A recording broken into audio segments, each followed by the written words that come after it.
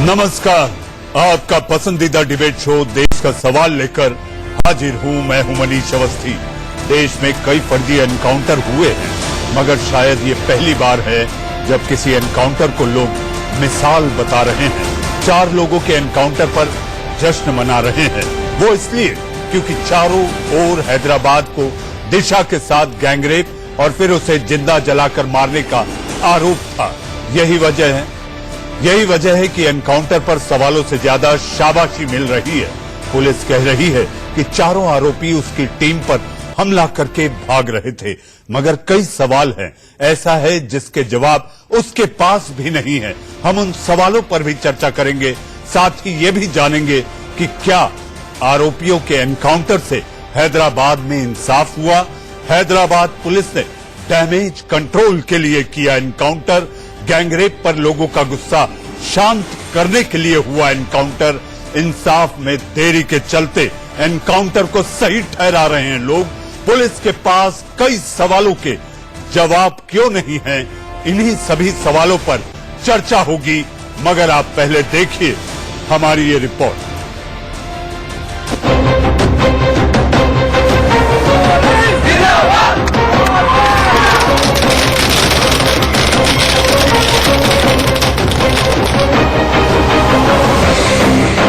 में मार दिया तो बता ही दिया था। दे रहा है बहुत दे रहा है। एनकाउंटर पर हैदराबाद पुलिस की जय जयकार।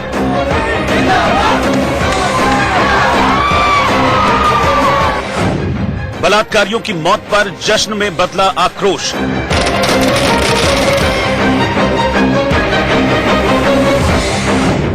लोग जो चाहते थे आरोपियों को वैसी ही मौत मिली।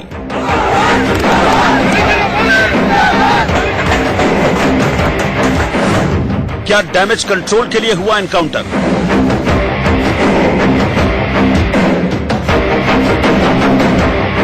जगह भी वही, वक्त भी वही और अंजाम भी गुनाहों के मुताबिक। फर्क है तो सिर्फ तारीख का।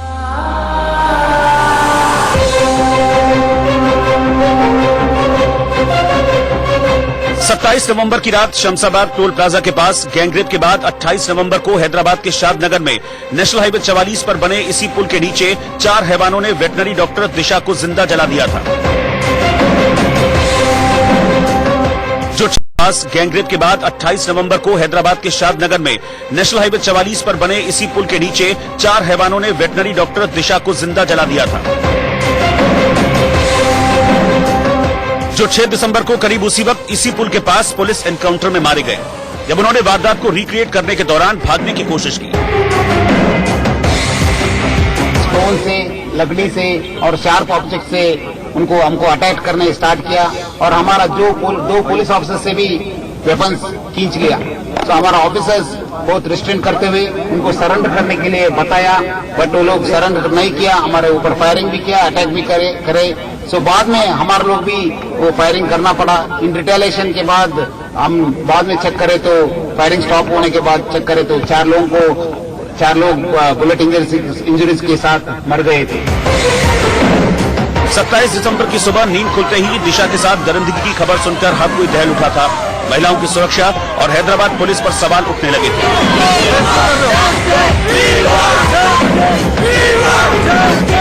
सड़क से लेकर संसद तक आरोपियों के लिए तत्काल और निर्मम सजा की मांग होने लगी।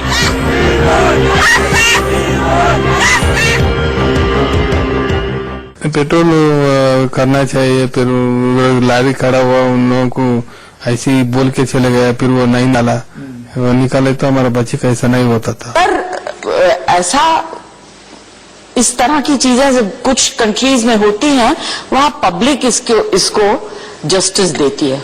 मेरा सजेशन है, I know it's a little harsh, but I think these kind of people need to be brought out in public and lynched. ऐसी घटना है जिसने पूरे भारतवर्ष को शर्मसार किया है और पूरे देश की आत्मा को झकझोरा है, पूरे देश की भावनाओं को आहत किया है। इसे कतई बर्दाश्त नहीं किया जा सकता।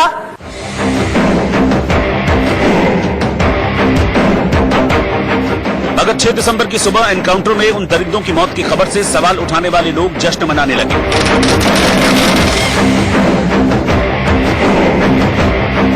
हैदराबाद पुलिस की जय जयकार करने लगी।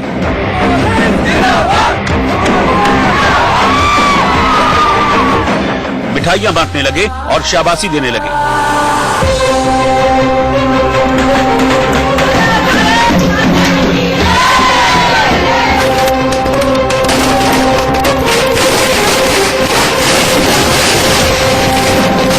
एनकाउंटर में मार दिया। मैं उसको ये गवर्नमेंट तेलंगाना सरकार और पुलिस और जो मेरे साथ लोगों को सबको बधाई दे देता हूँ। मेरा बच्ची की आत्मा का शांति आता हुआ। दे रहा है, दुरुस्त है, दे रहा है, बहुत दे रहा है। इनकाउंटर हुआ है, अच्छा है, पुलिस ने एक्शन लिया है, क्योंकि पुलिस के अंदर लोगों का फेथ खत्म हो रहा था और इससे ये भी पता चलता है कि when police has a will it has a way. तो पुलिस एक्शन में आई है, ये अच्छी बात है।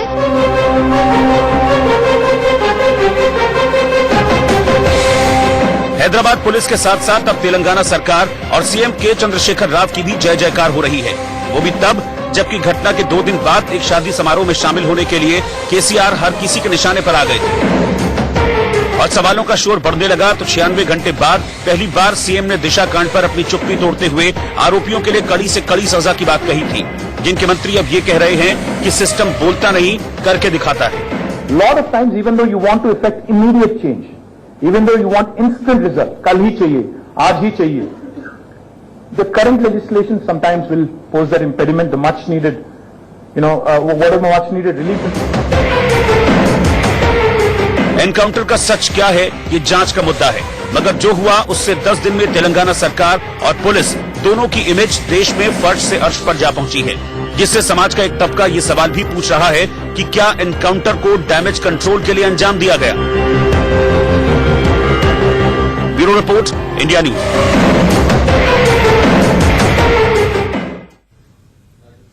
दुनिया में बेटी कहीं भी हो वो जिगर का टुकड़ा होती है, जिगर की चिट्ठियां होती है। जी हां, लेकिन हमारे देश में हमारी पुलिस प्रांत के हिसाब से अलग अलग होती है। आज आपने देखा कि एक प्रांत में पुलिस ने एनकाउंटर किया तो वो वाहवाही बटोर रही है, जयकारे लग रहे हैं, तो वहीं दूसरी ओर यूपी की पुलिस को आपने देखा था कि किस तरह से निष्क्रिय, लापरवाह और गुनहगारों के साथ खड़ी दिखाई दी थी। जी हां, सवाल तो कई हैं, इसी के साथ आज देश का सवाल में भी सवाल यह है कि क्या समाज की चेतना जाग रही है या सो रही है। इसी पर आज देश का सवाल है और आज देश का सवाल में मुद्दा बहुत गंभीर है, भावना से भरा हुआ है। तो हमारी भी कोशिश होगी कि हमारी आज चर्चा एक चिंतन के रूप में हो। बात इसलिए हो कि आखिर ये जो हुआ है इसको लेकर कौन जिम्मेदार है। क्या हमारा सिस्टम सुस्त है, इसलिए एनकाउंटर के जरिए न्याय को दुरुस्त करने की एक कोशिश है। इसी पर आज देश का सवाल है। देश का सवाल में मेरे साथ मेहमानों का पैनल है। मेहमानों से बात होगी कि आखिर हमारा समाज किस दिशा की ओर जा रहा है। इसी पर चर्चा करने के लिए मेरे साथ मौजूद हैं डॉक्टर चारू वली खाना। आप पूर्व सदस्य राष्ट्रीय महिला आयोग की रही हैं। मेरे साथ वनीजा बजाज, जी आप सामाजिक कार्यकर्ता हैं और महिलाओं के हित को लेकर आप काम करती हैं। मेरे साथ वकील पंकज चौधरी साहब, आप पूर्व आईपीएस अधिकारी हैं, आप जयपुर से जुड़ चुके हैं। मेरे साथ प्रशांत पटेल, आप वकील हैं, वो भी जुड़ गए हैं। सबसे पहला सवाल डॉक्टर वली खाना आपसे, जो हुआ सही या गलत?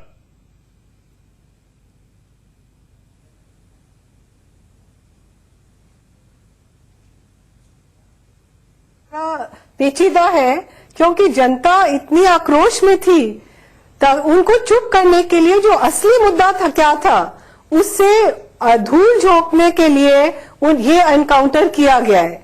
असली मुद्दा क्या था कि पुलिस ने उस लड़की के परिवार का एफआईआर दर्ज नहीं किया। डॉक्टर चारू, आपने जो जवाब दिया है उससे मेरा जो इन्फरेंस निकलता है ये एनकाउंटर गलत, क्या मैं सही कह रहा हूं?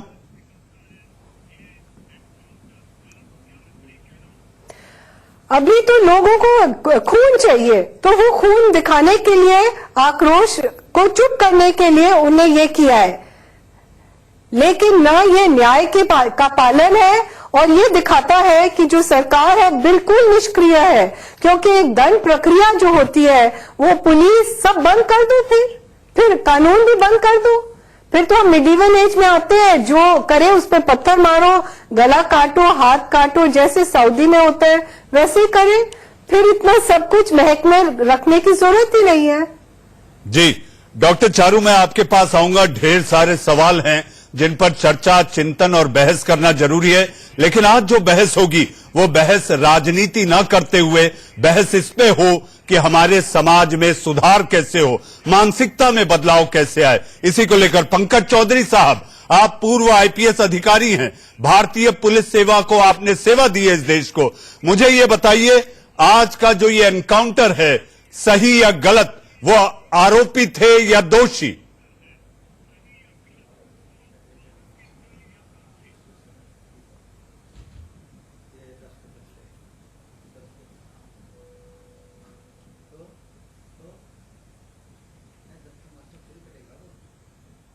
पंकज साहब, नॉट ऑडिबल। चौधरी साहब, आपको मेरी आवाज आ रही है? जी, आवाज आ रही है मेरी? आप जी आपकी आ रही है, आप अपना जवाब दें। आपकी आवाज आ रही है? जी आप अपना जवाब दें। जी देखिए, जो सबसे पहले एक पुलिस अधिकारी होने के नाते मैं आपसे ये बिल्कुल स्पष्ट कहना चाहूंगा कि पूरे देश में अगर पुलिसिंग को देखेंगे तो जनता का जो है पुलिस के प्रति एक नकारात्मक रुख रहा है। आज पहली बार या कह लीजिए कि इस इंसिडेंट पे जिस तरह से जनता सामने आई है, मिठाई बांटी है, खुशियां मना रही है, मैं इतना कहना चाहूंगा कि एक ईश्वरीय न्याय है और इसके पीछे एक काउंटर था और इसमें जुडिशियल इंक्वायरी में क्या चीजें निकल के आएंगी ये बात की बात है। लेकिन इतना तय है कि इस घटना ने एक नजीर पेश की है और मुझे लगता है कि देश के जो भी भावी रेपिस्ट हैं उनके लिए एक बहुत बड़ा एक तमाचा है। चौधरी साहब, भावनाओं पर बात हो रही है, बिल्कुल सही है, लेकिन आप जो कह रहे हैं चौधरी साहब ये ईश्वरीय घटना है, ये कैसे हो सकती है? आप रिक्रिएट करने सुबह ले जाते हैं और आप जब जाते हैं आपको भी पता है, आप जाते हैं दल बल के साथ जाते हैं। अगर वो कथित तौर पर जो आरोपी हैं जिनको आप लेकर गए हैं वो निहत्थे थे, आपको लगता है जब दल बल के साथ सारे देश में जिस मुद्दे को लेकर आक्रोश है, क्या वो ये हिमाकत कर सकते हैं कि पुलिस की पिस्तौल छीनकर पुलिस पर तान दे? देखिए, ये वही जनता है जिसने पुलिस के रिस्पांस पे क्वेश्चन लगाया, प्रश्न लगाया। ये वही जनता है जो पुलिस की कार्रवाई पे प्रश्न लगाया। और ये जो घटना घटित हुई है उस घटना का अगर हर एंगल्स को, अगर हम पुलिस के एंगल्स को, उसके हर एक्शन को अगर हम नकारात्मक लेके चलेंगे, गलत मानेंगे, तो मुझे लगता है कि हम पूरे परिप्रेक्ष्य में बात नहीं कर पाएंगे। हम ये क्यों मानते हैं कि जो चीज घटित हुई है हम इसको इस तरीके से देखें कि क्या वो अपराधी या आरोपी अगर वो हथियार छीन के भाग जाते और पुलिस के साथ फिर एक तमगा लापरवाही का लगता, तो मुझे लगता है कि शायद ये तेलंगाना पुलिस को और बाकी देश के लोग माफ नहीं करते। इस घटना को सिर्फ इस नजरिए से देखने की आवश्यकता है। तेलंगाना पुलिस, चौधरी साहब, तेलंगाना पुलिस वैसे भी नक्सलियों के एनकाउंटर के लिए देश में मशहूर है।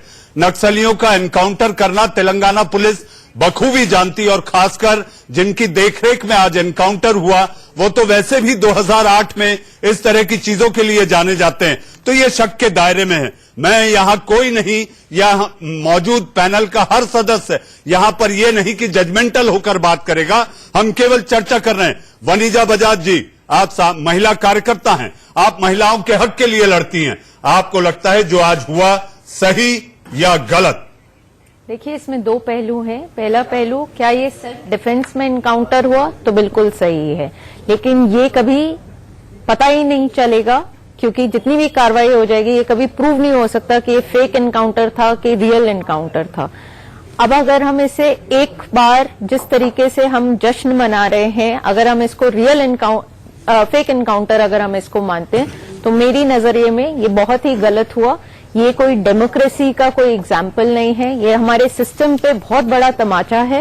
और यानी आप ये कहेंगे कि ये न्याय का एनकाउंटर है? नहीं, ये बहुत हमारे गलत कानून का एनकाउंटर है और ये तरीका नहीं है। और अगर ऐसा ही होगा तो हम सबको बहुत डर के रहना पड़ेगा, क्योंकि ये अक्यूज्ड थे, ये कन्विक्टेड नहीं थे। याद रखिएगा, ये अक्यूज थे, कन्विक्टेड आप नहीं ये थे। कहना चाह रही हैं ये आरोपी थे, दोषी नहीं?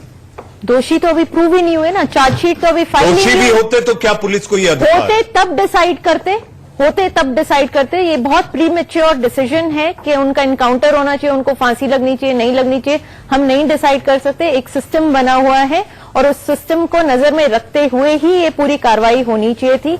हाँ, लेकिन ये बहुत बड़ा एक प्रश्न है कि ये सिस्टम क्या 7 साल लेगा, 8 साल लेगा, 10 साल लेगा? नहीं, मैं उसके पक्ष में नहीं हूं, लेकिन हाँ, कार्रवाई होनी चाहिए थी और चार्जशीट जिस तरीके से सबमिट होनी चाहिए वैसे ही सबमिट होनी चाहिए थी। जी हाँ, हमारे साथ इस पैनल में दीपक झा भी जुड़ चुके हैं। आप राजनीतिक विश्लेषक हैं और आपकी जो विचारधारा है वो कांग्रेस के आसपास इर्द गिर्द घूमती हुई दिखाई देती है। दीपक झा, जो आज हुआ वो सही या गलत, बगैर लाग लपेट और राजनीति को बीच में ना लाते हुए, भावनात्मक मुद्दा है, चर्चा गंभीर है, तो राय वो होनी चाहिए जो आपको लग रहा है, उसी पर आप अपनी बात रहें, दाएं बाएं नहीं। देखिए मनीष जी, हम किस चीज का जश्न मना रहे हैं, किस चीज का जश्न मना रहे हैं आज? मेरा सवाल आपसे है, इस देश की जनता से है। क्या हम उस न्याय व्यवस्था को आज अपंग बना दिए, उसका जीत मना रहे हैं, या पुलिस की बहादुरी पे जश्न मना रहे हैं?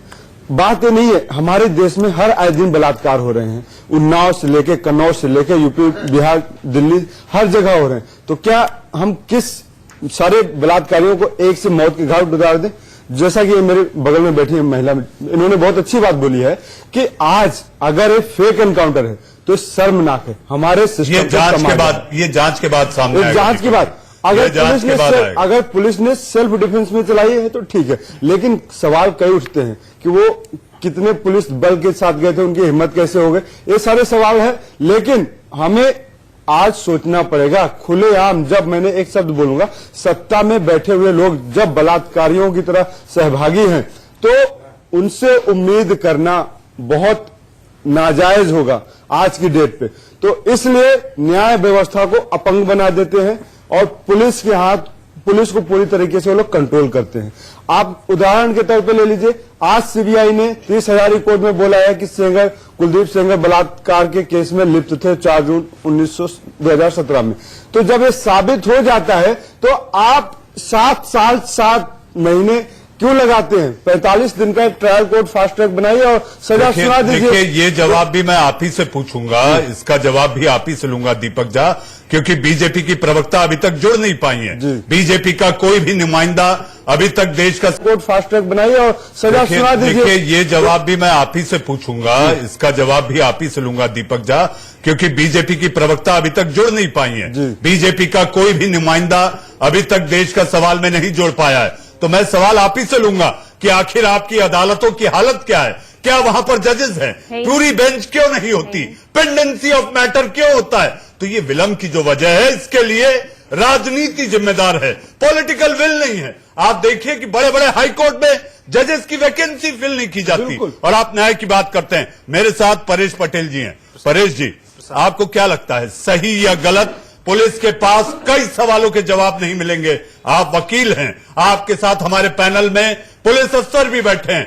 कैसे लिखती है पुलिस स्क्रिप्ट, ये आप भी जानते हैं, मैं भी। अपील, वकील, दलील नहीं और सीधा न्याय, सीधा इंसाफ। देखिए मनीष जी, मैं न तो इस इनकाउंटर को न गलत ठहरा हूं न सही कर रहा हूं, ये तो चीजें इन्वेस्टिगेशन के बाद आएंगी। लेकिन ये बहुत दुर्भाग्यपूर्ण है कि जो लोग सेलिब्रेट कर रहे हैं, एक्चुअल में उनका सिस्टम से विश्वास उठ गया है, जुडिशरी से विश्वास उठ गया है, इसलिए फ्रस्ट्रेशन में आकर के अब जो ये घटना हुई है उसको सेलिब्रेट कर रहे हैं। हमने पहले भी देखा, सुप्रीम कोर्ट ने, माननीय सुप्रीम कोर्ट ने 2006 में प्रकाश सिंह पूर्व डीजीपी थे यूपी के, उनकी याचिका पर पुलिस रिफॉर्म के लिए कई सारे सलाह दी थी, लेकिन आज तक किसी भी राज्य ने उनको लागू नहीं किया है। एक्चुअल में ये जो चीजें हो रही हैं, आप हमारी न्याय व्यवस्था का हाल देखिए, कितनी पेंडेंसी है, लोअर कोर्ट्स में कितने जजेस की वैकेंसी है, हाई कोर्ट में जजेस की वैकेंसी है। तो एक्चुअल में जिन चीजों की हमें बात करनी चाहिए, हमें यहाँ पर किसी की ब्लेम गेम की बात नहीं। ये कौन फिल करता है? ये मेरा दर्शक देख रहा है, उसको बताइए, जिसका विश्वास हमारी न्यायिक प्रक्रिया से उठ रहा है। परेश जी बताइए कि ये कौन जिम्मेदार है? अदालतों में जजेस होंगे या नहीं, ये कौन तय करेगा? सरकारें और हाई कोर्ट वैकेंसीज भरती हैं लोअर कोर्ट में। कुछ राज्यों में स्टेट कमीशन भरता है वैकेंसी, और कुछ राज्यों में हाई कोर्ट की रिस्पांसिबिलिटी होती है।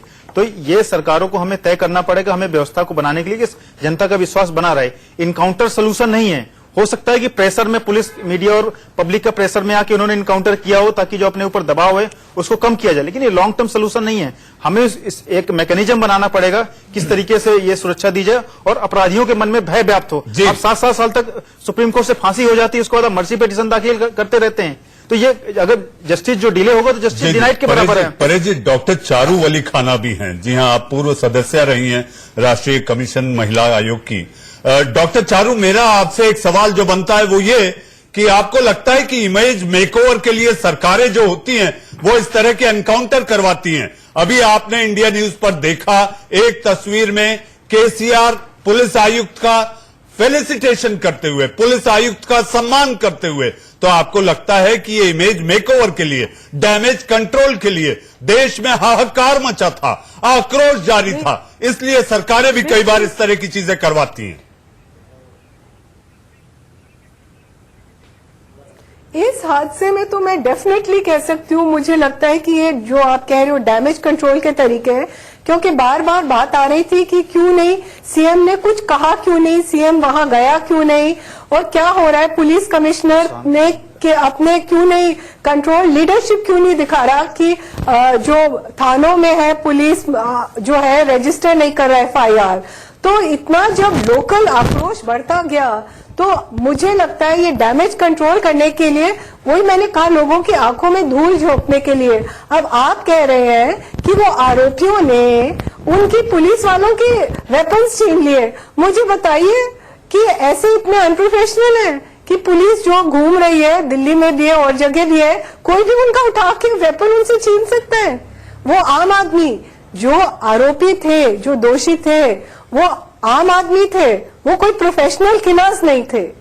हाँ, बलात्कारी होंगे लेकिन वो प्रोफेशनल किलर्स नहीं थे। तो पुलिस ऐसे ही घूमती भी जा रही थी, क्या था? तो इसमें जरूर मेरा भी सवाल यही था डॉक्टर चारू, मेरा भी सवाल यही था।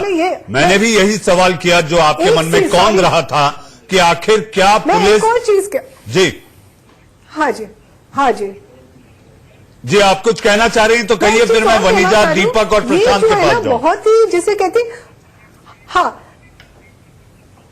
मैं कह रही हूँ कि ये बड़ी रोंगटे खड़े करने वाला हादसा है, क्योंकि मैं जो जनता से, आप सार्वजनिक जनताओं से इंटरव्यू कर रहे थे, एक लड़की ने कहा हमें कैसे पता वो मरा है, हमें उसके टुकड़े देखने चाहिए। जी तो कल जो अगर आप इस तरह की करेंगे पंकज जी, डॉक्टर चारू मैं आपके पास आऊंगा। पंकज जी क्या पुलिस को भी कानून से भरोसा उठ गया है पुलिस का?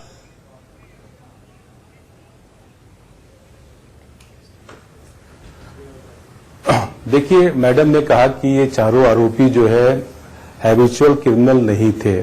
बिल्कुल सही बात है, लेकिन क्या हमारी जो सिविल सोसाइटी है, हमारा जो समाज है, क्या वो इसकी अनुमति देता है कि आपका मूड बन गया और रात में आपने जो है हमारे बीच का 4 युवा जो है वो मांस मछली खाते हैं, दारू पीते हैं और कहते हैं कि चलो हमारे बीच में एक बहन बेटी है, उसको हमने अगवा कर लिया, रेप कर लिया, उसको हत्या कर दी, उसको जला दिया जो है। तो मुझे लगता है कि ये जो भारतीय संस्कृति, हमारा समाज है, इस तरह की गवाही कभी नहीं देता। और मैं तो इस बात का पक्षधर हूं कि जो घटना हुई है इसमें एक ईश्वरीय न्याय हुआ है और एक नदी है, आपके पास भावी देश के पंकज जी, मैं आपके पास आऊंगा। मेरे साथ एक और पुलिस अफसर जो कि दिल्ली में डीसीपी रहे, एल.एन. राव भी ब्रेक के बाद जुड़ेंगे और सवालों के घेरे में अगर कोई है तो वो केवल तेलंगाना पुलिस। अब वक्त है एक ब्रेक का। देश का सवाल इंडिया न्यूज पर जारी है।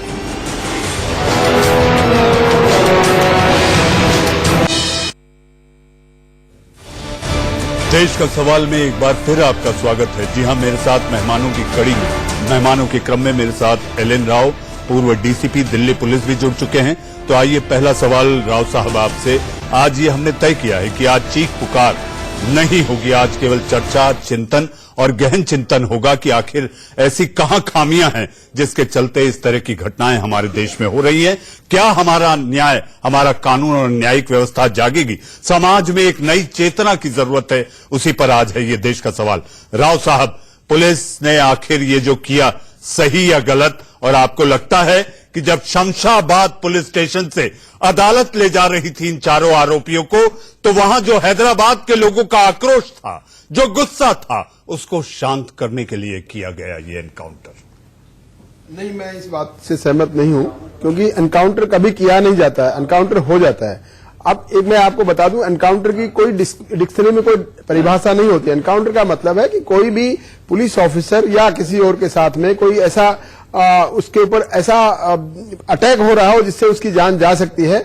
और ये उसके बाद आईपीसी की धारा 96 से 100 धारा तक एक ऑफिसर को ही नहीं, पुलिस ऑफिसर्स को ही नहीं, पब्लिक को भी एक राइट है कि इस प्रकार के अपराधी जो कि उनके ऊपर सेल्फ डिफेंस का एक राइट मिला हुआ है, पब्लिक को भी मिला है, पुलिस को भी मिला है। कोई अपराधी इस प्रकार से अटैक, एक मिनट, जो कोई अपराधी ऐसे अटैक करते हैं तो उनपे उनकी मौत करने का भी उनको राइट है, लीगल राइट दिया हुआ है। और ये अगर राइट नहीं दिया होता, ये संविधान ने दिया है राइट ये, लेकिन संविधान ने दिया है, लेकिन ये फिल्मी लेकिन मारने का नहीं है, ये मारने का नहीं है, पैर पे गोली चलती है। राव साहब, आप वरिष्ठ नहीं मारा जाता है, वरिष्ठ पुलिस अधिकारी रहे, पहले तो पैर पे गोली मारी जाती है। वो जब गोली चलती है तो गोली पैर पे लगती है। उन्होंने गोली चलाई, गोली चलाई, पुलिस ऑफिसर इंजर्ड हुए हैं। हालात देखिए वहां क्या है, वेपन लेके भाग रहे हैं, वेपन लेके जा रहे हैं और वो भाग जाते हैं। तो आप बताइए मुझे, क्या आप आज फिर ये डिबेट ये करते कि पुलिस ने उनको पैसे लेके छोड़ दिया और हंगामा होता? भगाए जा रहे थे? भगाए कोई नहीं जाता, भागता है, कभी भगाया नहीं जाता कभी भी। और पुलिस कभी भी, अगर पुलिस एनकाउंटर उस दिन रात में, आज रात में नहीं करती, किया बता रहे। छोटा सा जवाब राव साहब, एक छोटा सा जवाब। ठीक है, लेकिन हालात ऐसे बन गए तो ये एनकाउंटर हो गया। ये जांच में साफ हो जाएगा, दूध का दूध, पानी का पानी कभी भी। और पुलिस कभी भी, अगर पुलिस एनकाउंटर उस दिन रात में, आज रात में नहीं करती, किया बता रहे। छोटा सा जवाब राव साहब, एक छोटा सा जवाब। ठीक है, लेकिन हालात ऐसे बन गए तो ये एनकाउंटर हो गया। ये जांच में साफ हो जाएगा, दूध का दूध, पानी का पानी साफ हो जाएगा। ठीक है कि कौन गलत कौन सही। लेकिन मेरा ये सवाल है, पुलिस आयुक्त उसी जगह पर संवाददाता सम्मेलन करते हैं, आपको लगता है आज तक के इतिहास में कभी ऐसा हुआ है?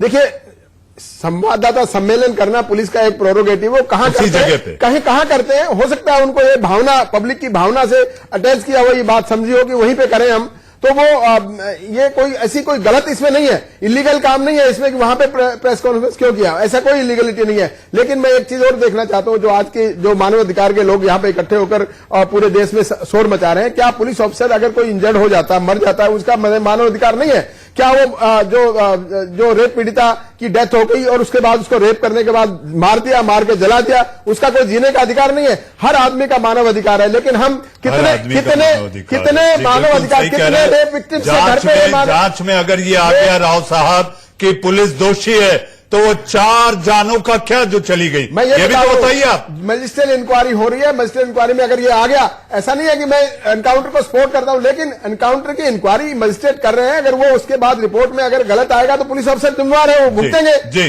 कोई भी मेरे साथ बीजेपी नेत्री संगीता जयसिंह जी भी जुड़ चुकी हैं। संगीता जी, आज जो हैदराबाद में हुआ, सही या गलत, कहां खामी रह गई, कहां चूक है, कैसे सुधरेगी, सरकार क्या पहल कर रही है? निर्भया कांड के बाद इस तरह के तमाम संशोधन किए गए जिसके तहत इस तरह की घटनाओं को लेकर न्याय प्रक्रिया में तेजी आए, लेकिन इस तरह की सिहरन पैदा करने वाली घटनाएं जारी है, कैसे रोकेगी सरकार?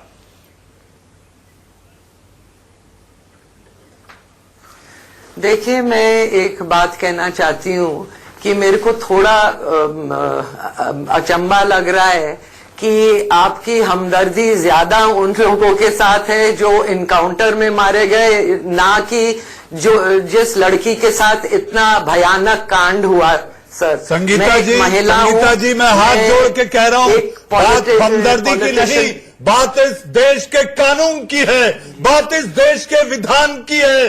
क्या पुलिस सिंघम बनकर इस तरह से गोली चलाएगी? मैं ये कतई नहीं कह रहा, आप मुझे अन्यथा ना ले, आप मेरे शो में देर से आई। मैंने जो शुरुआत की थी, हर बेटी दुनिया में जिगर का टुकड़ा होती है, चिट्ठी होती है हर पिता की, हर माता की, उसके साथ ऐसा हुआ, इसकी भर्त्सना हम भी करते हैं, हमने की है, दिन रात एक कर सारी दुनिया को सच बताने की कोशिश की। आप कहती हैं हमारी संवेदना नहीं है, आप कहती हैं हमारी संवेदनशीलता नहीं है।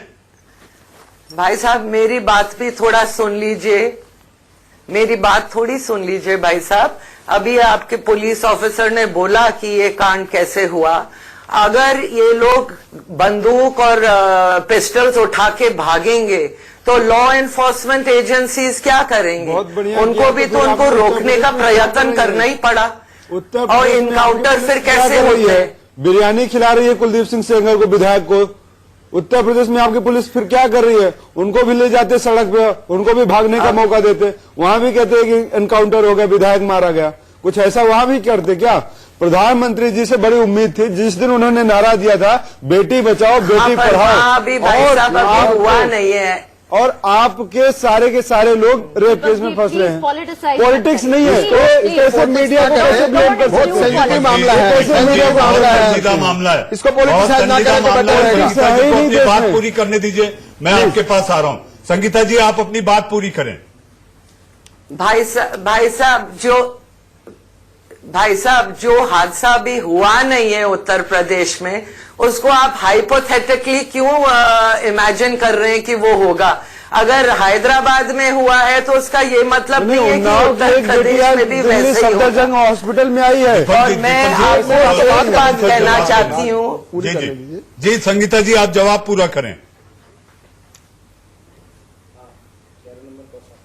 जी मैं ये कहना चाहती हूँ कि जो एक जगह में हादसा हुआ है वो जरूरी नहीं है कि दूसरे जगह में भी होगा। Every situation is different and you can't equate two situations together. जहां तक आप मोदी सरकार के कानून को स्ट्रांग बनाने की बात कर रहे हैं, तो मैं आपको ये बताऊं कि क्रिमिनल लॉ अमेंडमेंट ऑर्डिनेंस 2018 में भी आया, पॉक्सो एक्ट भी हमने 2019 में अमेंड किया है और हमने कानून को और कड़ा बनाया है। जी लेकिन उसमें इतनी देरी क्यों लगती है? 7 साल लग गए निर्भया को। भाई साहब मैं एक बहुत इम्पोर्टेंट सिस्टम में सुधार नहीं भाई साहब, ये हमारा लीगल सिस्टम है और मैं आपको अगर आप मुझे माफ करें मैं एक बात बोलूं कि लॉ अपनी कानून अपनी जगह में है, पर फिर उसमें लॉ इन्फोर्समेंट एजेंसीज का भी रोल होता है।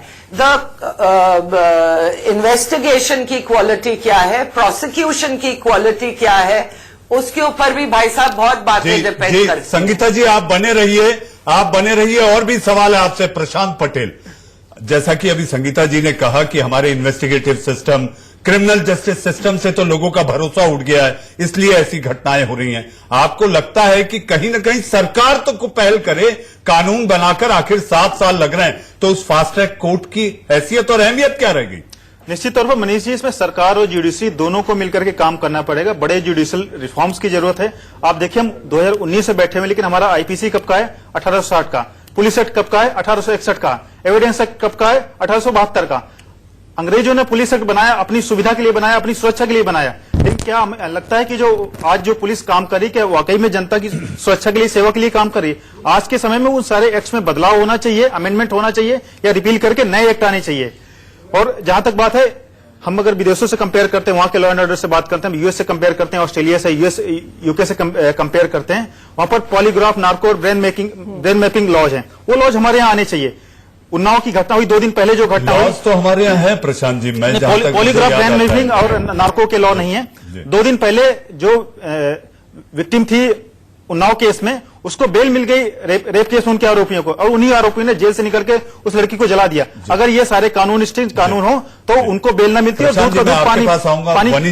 पानी होता। आपको लगता है कि आज जो हुआ है, आज की जो घटना है, इससे अपराधियों में एक तरह का संदेश जाएगा, एक तरह का भय बैठेगा?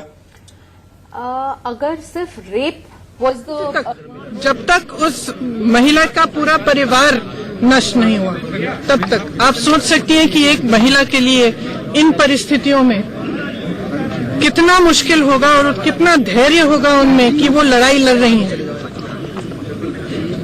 उन्नाव के बाद आपने मैनपुरी में देखा, संभल में देखा, अब उन्नाव में दोबारा एक हादसा हुआ है, और वो लड़की भी इतने धैर्य से लड़ी है, इतनी हिम्मत से लड़ी है। किस तरह से महिलाएं विश्वास रखें सरकार में, और मुख्यमंत्री जी क्या कह रहे हैं, क्या कर रहे हैं, कौन सा एक्शन ले रहे हैं? जिम्मेदारी लें ये पहचाने कि एक तरह से ये इस प्रदेश के लिए जहां पे महिलाओं पर जो अपराध हो रहा है वह नंबर 1 पे है पूरे देश में, एक तरह से एक इमरजेंसी सिचुएशन के तौर पर लेना चाहिए।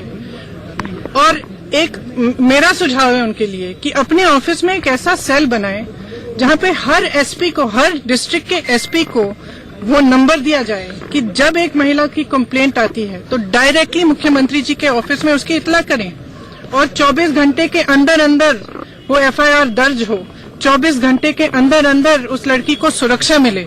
आप सुरक्षा दे रहे हैं अपराधियों को, तो ये राजनीतिक मामला नहीं है, ये महिलाओं के सुरक्षा का मामला है और इसको पूरी संजीदगी से लेना चाहिए। मैम, हैदराबाद की घटना को आप कैसे देखते हैं, क्योंकि आज जो वहाँ पे सपोर्ट भी कर रहे हैं। देखिए, मैंने स्पष्ट कहा कि सरकारों का कर्तव्य ये होता है कि कानून व्यवस्था को लागू करें। अभी मुझे डिटेल्स नहीं मालूम कि वहाँ क्या हुआ क्या नहीं कहा, इसलिए उस पर टिप्पणी करना गलत होगा। आज जो बैठक हुई है, क्या देखने के बाद ही एसपी को हटाया जाता है, डीएम को हटाया जाता है, क्या मुख्यमंत्री जी को पहले नहीं पता लग पाता इन सब चीजों के बारे में? पता लगता होगा, पता नहीं क्यों कार्रवाई नहीं करते। अब इस प्रदेश में ये स्थिति है कि महिला को अपने घर से निकलते हुए असुरक्षित अपने आप को वो समझती है और कोई कार्रवाई नहीं की जाती। इस उन्नाव के केस में भी 4 महीने लगे एफआईआर दर्ज करने में, और एफआईआर तभी दर्ज हुआ जब न्यायालय ने कहा कि दर्ज कराइए। कांग्रेस तो सरकार को ये निर्णय लेना पड़ेगा कि महिलाओं के पक्ष में है वो या अपराधियों के पक्ष में। आज जो बैठक, ये निर्णय लेना पड़ेगा और एक्शन लेना पड़ेगा। जो आज बैठक हुई है, क्या रणनीति बनाई गई है, क्या कांग्रेस इसको लेकर? वो मैं आपको रणनीति बता दूंगी तो मैं रणनीति को कैसे लेके आगे बढ़ूंगी। पर सड़क पर उतरेगी कांग्रेस? बिल्कुल, हम पूरी तरह से महिलाओं के लिए लड़ेंगे और मैं तो कहती हूँ कि महिलाओं के संघर्ष में मैं लड़ती रहूंगी और महिलाओं के संघर्ष का मुद्दा उठाती रहूंगी। तमाम बलात्कार के मसलों को प्रियंका गांधी कहते हुए आप देख रहे थे, सुन रहे थे कि प्रियंका गांधी ने इसे साफ तौर पर कहा और खासकर उनका जो इशारा था वो उत्तर प्रदेश को लेकर था और गैंगरेप की जो घटनाएं हैं उस पर वो अपने विचार व्यक्त कर रही थी।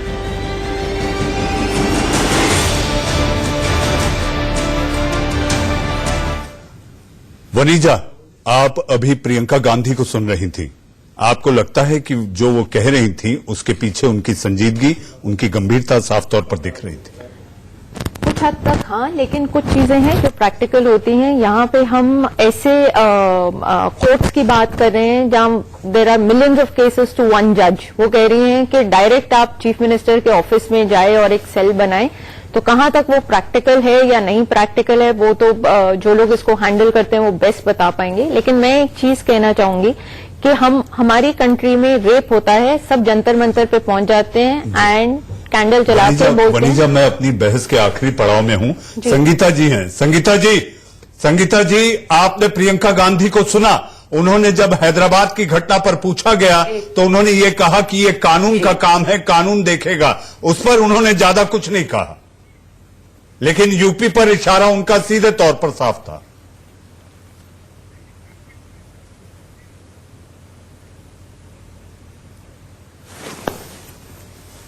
सुनाई नहीं आ रही है मेरे ख्याल से संगीता जी पे आवाज नहीं। दीपक झा, आपकी नेत्री ने जो कहा है, आपकी नेत्री है ना, मैं आप राजनीतिक विश्लेषक है, पार्टी की विचारधारा आप नहीं अभी आ रही है जी, आप अपनी राय रखें, फिर मुझे दीपक झा के पास जाना। भाई साहब जी, अभी आ रही है आवाज। आपको मेरी आवाज आई थी? प्रियंका गांधी को आपने देखा, सुना? उन्होंने सीधे तौर पर हैदराबाद पर कुछ नहीं कहा, लेकिन ये कहा कि कानून का काम है ये सारी चीजों को देखना, लेकिन यूपी पर इशारा करते हुए सीधे तौर पर सरकार को जिम्मेदार ठहराया।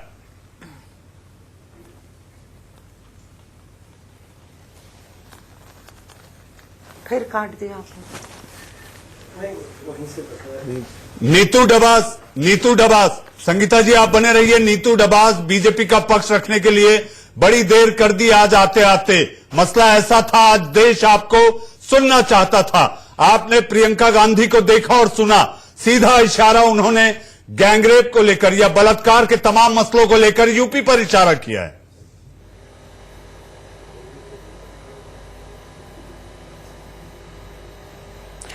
महेश जी, पहले तो माफी चाहूंगी कि मैं काफी लेट हो गया आज डिबेट में। मैं एक दूसरी डिबेट से आ रही थी और काफी लेकिन हाँ, मैंने प्रियंका गांधी जी का कमेंट देखा और उन्होंने सीधे जो है सरकार पे ये आरोप डाल दिया। मैं बिल्कुल ठीक है, महिला सुरक्षा का मुद्दा है, रेप का मुद्दा है, मैं इस पे बहुत ज्यादा राजनीतिक नहीं बोलूंगी, जिस तरह उन्होंने राजनीतिक बात डाल दी है। जिस तरह से रेप की घटनाएं हमारे सामने आ रही हैं, उससे समझ में आ रहा है कि हमारे सामने नए नए प्रश्न चिन्ह खड़े हो रहे हैं। आज की घटना, मैं ये कह रही हूं कि आज इनकाउंटर हुआ, एक घटना हुआ, एक परिस्थिति ऐसी खड़ी हुई कि पुलिस को इनकाउंटर करना पड़ा, लेकिन मैं ये कहूंगी कि ये समाधान नहीं है। 10 सेकंड मेरे पास समय नहीं है, मुझे ब्रेक लेना है। इसके साथ साथ जो है हमें जो हमारे सामने प्रश्न चिन्ह आ रहे हैं, अच्छे दिन के सपने देखे थे, जनता की सहमति दिखती है, लेकिन जनता सहमति, लेकिन सिस्टम को ध्वस्त करती है। जो लोग आज गोली के साथ चले हैं, कल गोली की दिशा तय नहीं करेंगे। खत्म करना है। एनकाउंटर आक्रोश पर मरहम तो लगा रहा है। जी हां, ये फौरी तौर पर एक पेन किलर हो सकता है, लेकिन इलाज नहीं। मुझे तनवीर गाजी साहब की एक लाइन याद आती है। जी हां, वो लाइन उन्होंने कही थी, वो मैं समर्पित करता हूं दुनिया की सारी बेटियों के लिए। जला के भस्म कर उसे जो क्रूरता का जाल है, तू आरती की लौ नहीं, तू क्रोध की मशाल है, तू खुद की खोज में निकल, तू किस लिए हताश है। शायद दिशा से देश को नई दिशा मिलेगी। देश का सवाल में आप लोग जुड़े, बहुत बहुत धन्यवाद। दिन भर के खबरों का पिटारा और एनकाउंटर की पल पल की जानकारी लेकर 7:55 पर रोहित पुनेठा आएंगे आंख कान खोल के।